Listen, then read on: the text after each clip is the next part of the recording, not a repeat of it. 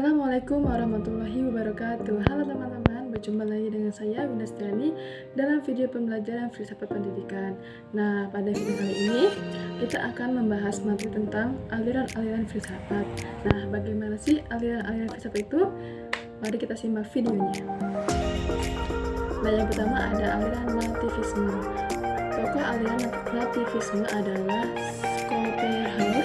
Dia adalah filsuf Jerman yang hidup pada tahun 1928. Nah, aliran ini berpandangan bahwa perkembangan individu ditentukan oleh faktor bawaan sejak lahir. Adapun yang kedua ada faktor pengembangan manusia dalam teori nativisme. Yang pertama ada faktor genetik, yaitu faktor gen dari kedua orang tua yang mendorong adanya suatu bakat yang muncul dari diri manusia. Yang kedua ada faktor kemampuan anak, adalah faktor yang menjadikan seorang anak mengetahui potensi yang muncul dalam dirinya. Yang ketiga ada faktor pertumbuhan anak, adalah faktor yang mendorong anak mengetahui bakat dan minatnya di setiap pertumbuhan. Yang ketiga ada tujuan teori nativisme. Yang pertama adanya mampu memunculkan bakat yang dimilikinya, mampu memunculkan bakat yang dimiliki, kemudian mendorong manusia untuk mengembangkan potensi diri dalam diri seseorang.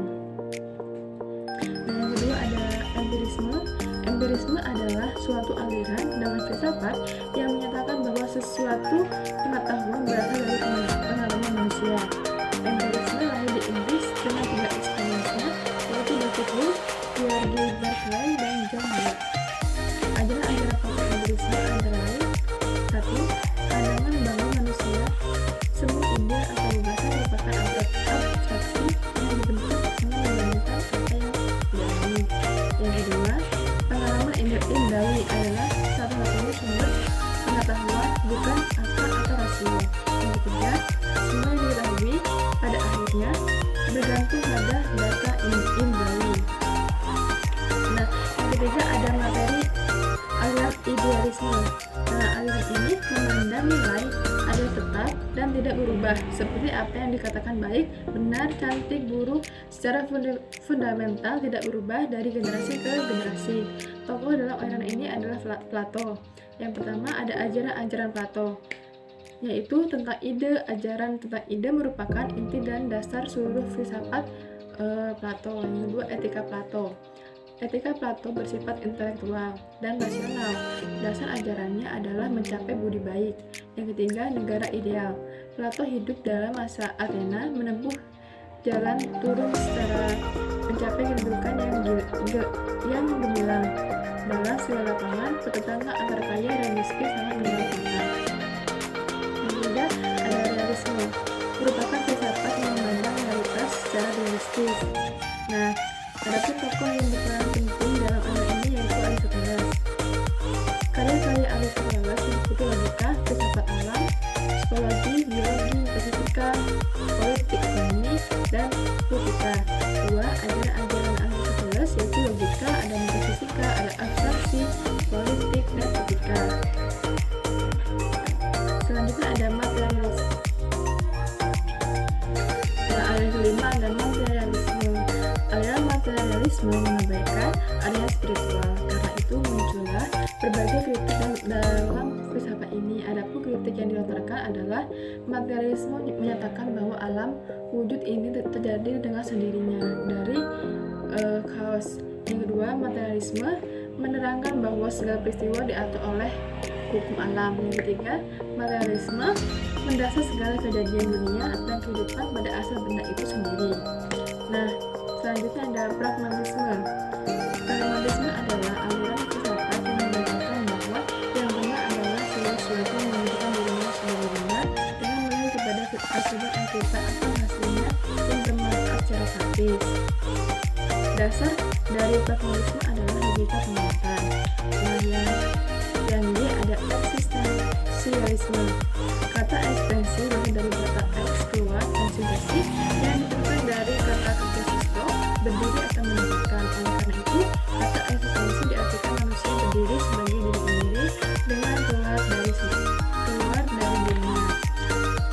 Nah, eksistensialisme ini memfokuskan pada pengalaman individu. Kemudian, eksistensi adalah filsafat yang mengandung segala gejala dengan berpangkal kepada eksistensi. Yang H ada perennialisme. Perennialisme merupakan suatu aliran dalam pendidikan yang lahir pada abad ke-20. Perennialisme berasal dari kata perennial yang berarti abadi. Perennialisme menentang pandangan progresivisme. Selanjutnya ada I, esensialisme. Esensialisme adalah pendidikan yang didasarkan kepada nilai-nilai kebudayaan yang telah ada sejak awal peradaban umat manusia. Esensialisme memandang bahwa pendidikan harus berpijak pada nilai-nilai yang memiliki kejelasan dan tahan lama. Nah, bagaimana teman-teman? Ayo kita lanjut lagi ya. Yang kemudian yang J ada progresisme. Progresisme merupakan aliran filsafat yang lahir di Amerika Serikat sekitar abad ke-20. Mengatakan bahwa filsafat progresisme bermuara pada aliran filsafat pragmatisme yang dikenakan oleh William James. Aliran ini berpendapat bahwa pengetahuan yang benar pada masa ini mungkin tidak benar di masa mendatang. K. Ada rekonstruksionisme. Aliran rekonstruksionisme adalah suatu aliran yang berusaha meramal tata susunan lama dan membangun tata susunan hidup kebudayaan yang bercorak modern. Selanjutnya ada L. Positivisme. Positivisme adalah suatu aliran filsafat yang menyatakan ilmu alam sebagai satu-satunya sumber pengetahuan yang aliran filsafat benar. Sesungguhnya aliran ini menolak adanya spekulasi teoritis sebagai suatu sarana untuk memperoleh pengetahuan. Selanjutnya ada M. Rasionalisme. Rasionalisme atau gerakan rasionalis adalah doktrin filsafat yang menyatakan bahwa kebenaran adalah ditemukan melalui pembuktian, logika, dan analisis yang berdasarkan fakta, bukan melalui iman. Selanjutnya ada N. Sosialisme. Pelopor dari aliran ini yaitu Karl Marx.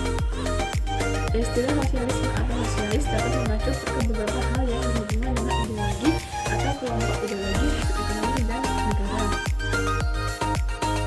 Nah, istilah ini berawal dari pergolakan kaum buruh industri dan buruh tani pada abad ke-19 hingga abad ke-20.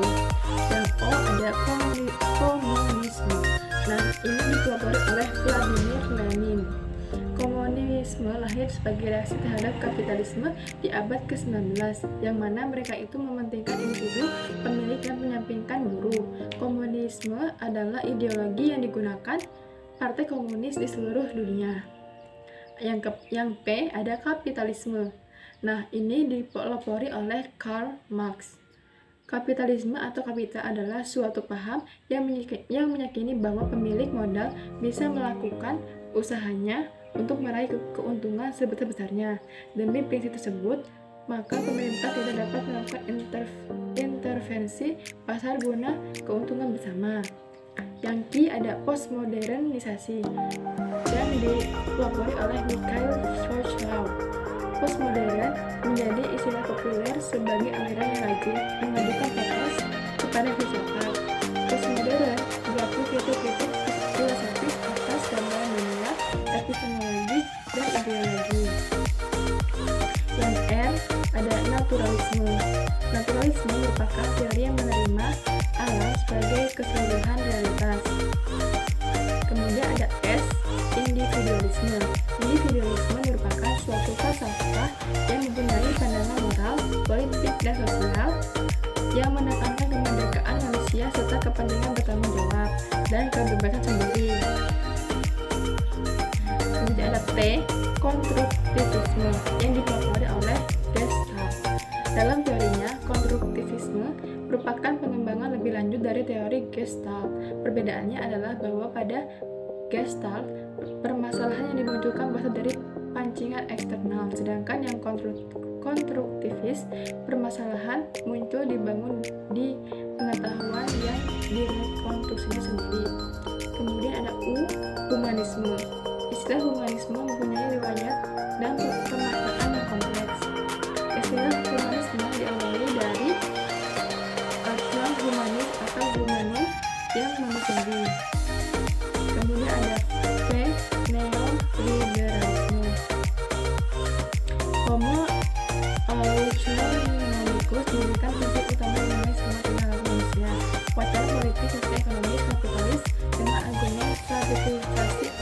kritis ekonomi.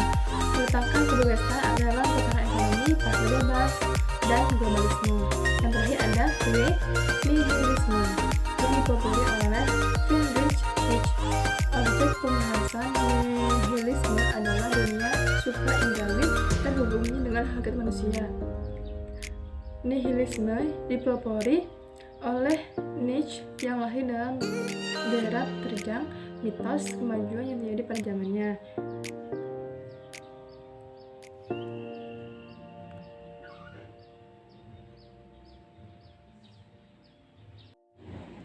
Nah, bagaimana teman-teman? Apakah sudah paham dengan materi aliran filsafat? Nah, mungkin sekian dari video ini. Wassalamualaikum warahmatullahi wabarakatuh.